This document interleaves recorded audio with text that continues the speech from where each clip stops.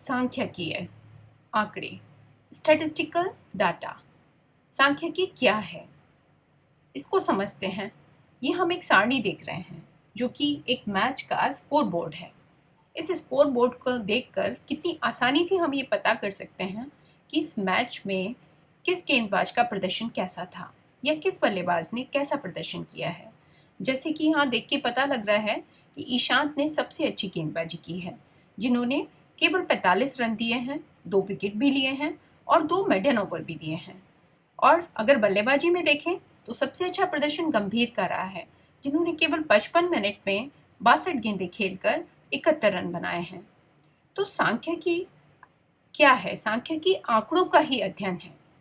सांख्यिकी के अंतर्गत हम ये समझते हैं कि आंकड़ों को कैसे इकट्ठा करें, उनका विश्लेषण करें, उनको सारांशित करें और इस तरह प्रस्तुत करें ताकि हम उससे कोई निष्कर्ष निकाल सकें। तो statistics is the study of data, how to collect, analyse, summarise and present it. आप समझते हैं कि आंकड़े क्या हैं? What is data? What is data? तो डेटा तथ्यों का एक संग्रह है। वो कोई एक संख्या हो सकती है, जैसे कि किसी क्लास में बच्चों की संख्या। वो शब्द हो सकते हैं, कोई माप भी हो सकती है, बच्चों की ऊंचाई किसी क्लास में कितनी कितनी है, ये भी एक डेटा ही है। या कोई अवलोकन कि किसी क्लास में बच्चों के किसी विषय में कितने कितने नंबर आए हैं, जिससे कि हम ये निष्कर्ष निकाल पाएं कि किन बच्चों पे अभी हमें ज़्यादा मेहनत की ज़रूरत है। या फिर चीज़ों का विवरण भी हो सकता है, जैसे कि अगर हम किसी स्टोर में जाते हैं तो अगर वो स्टोर में क्या करे, अपने वहाँ एक सारणी लगा दे जिसमें उसके स्टोर में उपलब्ध हर चीज़ का वो मूल्य भी लिख दे, तो कितना आसान हो जाएगा हमें वहाँ से चीज़ें खरीदना। तो what is data? Data is a collection of facts such as numbers, words, measurements, observation or just description of things.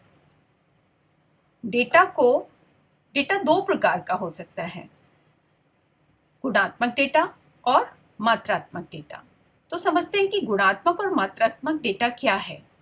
गुणात्मक मतलब क्वालिटेटिव, यानी कि जिसमें हमें गुणों का पता लगे, और मात्रात्मक मतलब क्वांटिटेटिव, जिसमें हमें क्वांटिटी या मात्रा का पता लग पाए।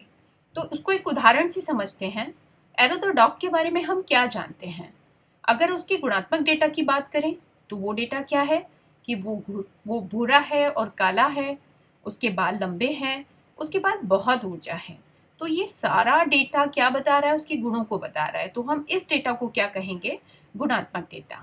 जबकि मात्रात्मक डेटा को फिर हम दो प्रकार से देखते हैं। पहला सतत, डिस्क्रीट, जिसको गिन सकते हैं। दूसरा असतत, कंटिन्यूअस, जिसको हम मापते हैं, जैसे कि भार या ऊंचाई। तो अगर हम इस डॉग के मात्रात्मक डेटा में सतत डेटा की बात करें तो वो क्या हो सकता है कि उसके 4 पैर हैं या उसके 2 भाई हैं। और अगर असतत डाटा की बात करें तो असतत डेटा यानी कि कंटिन्यूअस में हम उसका वजन ले सकते हैं, जैसे उसका वजन 25.5 किलो है या उसकी लंबाई 565 मिलीमीटर है।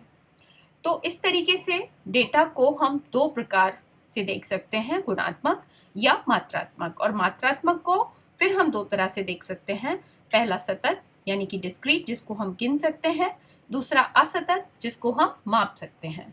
तो कक्षा में अगर छात्रों की संख्या की बात करेंगे तो ये कैसा डेटा है? सतत डेटा है। पासों पर आने वाली संख्या भी कैसा डेटा है? सतत डेटा है, यानी कि इसको गिन सकते हैं।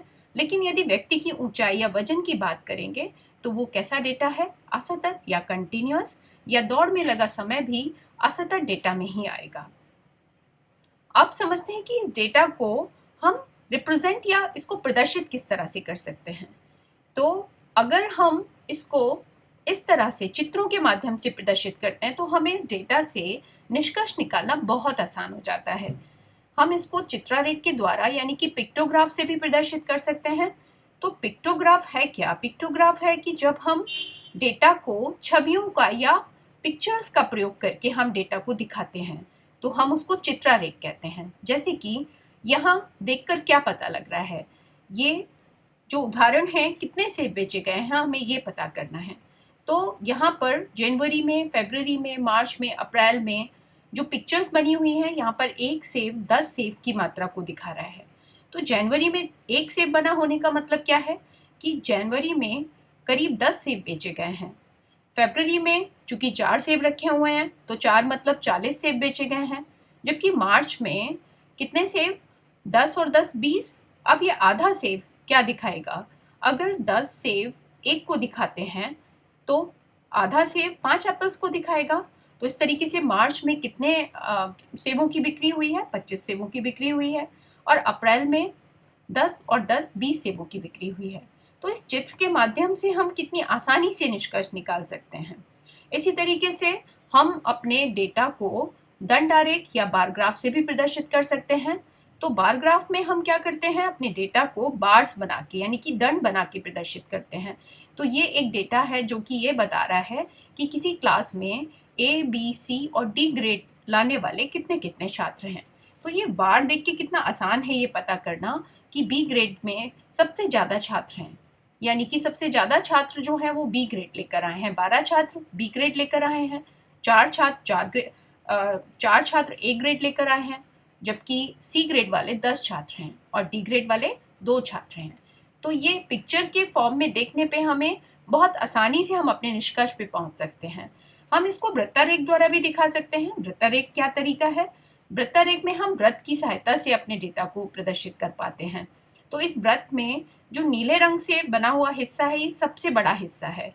तो इससे साफ पता लग रहा है कि जो बी ग्रेड है, बी ग्रेड सबसे ज़्यादा बच्चे लेकर आए हैं और उसके बाद सी ग्रेड वाले बच्चे हैं, उसके बाद ए ग्रेड वाले बच्चे हैं और कम, बहुत ही कम है डी ग्रेड वाले बच्चे, यानी कि 2 बच्चे ऐसे हैं जो डी ग्रेड वाले हैं। तो इस तरीके से हम अपने डेटा को रिप्रेजेंट या प्रदर्शित कर सकते हैं।